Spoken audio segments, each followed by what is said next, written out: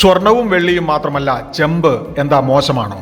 പുതിയ റെക്കോർഡ് സ്ഥാപിക്കുന്നത് സ്വർണവും വെള്ളിയും പതിവാക്കിയെങ്കിൽ ചെമ്പുവില കിലോഗ്രാമിന് 1000 രൂപ കടന്നു. പൊതുമേഖലാ സ്ഥാപനമായ ഹിന്ദുസ്ഥാൻ കോപ്പറിന്റെ ഓഹരി വില ഒരു വർഷത്തിനിടയിലെ ഏറ്റവും ഉയർന്ന നിലയിൽ. ഒരു മാസം കൊണ്ട് ഉയർന്നത് 47%. 5 വർഷം കൊണ്ട് നിക്ഷേപകർക്ക് നൽകിയ റിട്ടേൺ 1000%. ഈ വർഷത്തെ അതിസമ്പന്നരായ 100 ഇന്ത്യക്കാരിൽ ഒന്നാം സ്ഥാനത്ത് $10,500 crore Reliance Industries chairman Mukesh Ambani. ഫോർബ്സിന്റെ പുതിയ പട്ടിക പ്രകാരം വ്യക്തിഗത മലയാളി സമ്പന്നരിൽ ഒന്നാമത് $585 ബില്യൺ അഥവാ 50,000 കോടി രൂപയുമായി Lulu group chairman MA Yusuf Ali. തൊട്ടുപിന്നിൽ ജോയി ആലുക്കാസ്. ഏറ്റവും സമ്പന്നമായ മലയാളി കുടുംബം മുത്തൂറ്റ് ഫാമിലി $1040 കോടി.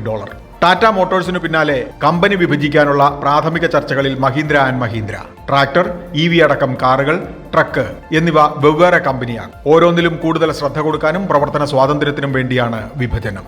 ഓഹരി വിപണിയിൽ ഇന്ന് ഉത്തേജക മരുന്നടിച്ച ആവേശത്തിൽ ഫാർമ കമ്പനികൾ. ജനറിക് മരുന്നുകൾക്ക് ട്രംപ് നികുതി മോചനം നൽകുമെന്ന വാർത്തകളാണ് കാരണം. അങ്ങനെ സംഭവിച്ചാൽ ഇപ്പോഴത്തെ പോലെ കുറഞ്ഞ ചെലവിൽ കയറ്റുമതി തുടരാം. കേരള വികസനം ലക്ഷ്യമിടുന്ന വിഷൻ 2031 ഭാഗമായി ധനകാര്യ വകുപ്പ് സംഘടിപ്പിക്കുന്ന സെമിനാർ 13 കൊച്ചിയിൽ. ധനകാര്യ രംഗത്തെ നിരവധി പ്രമുഖർ പങ്കെടുക്കും. 2031 സംസ്ഥാനം സ്ഥാപിതമായതിന്റെ പ്ലാറ്റിനം ജൂബിലി. വികസിത കേരളത്തിലേക്ക് വെറും 6 വർഷം മാത്രമോ? ബിസിനസ് വാർത്തകൾ വിശദമായി അറിയാൻ ധനം online.com.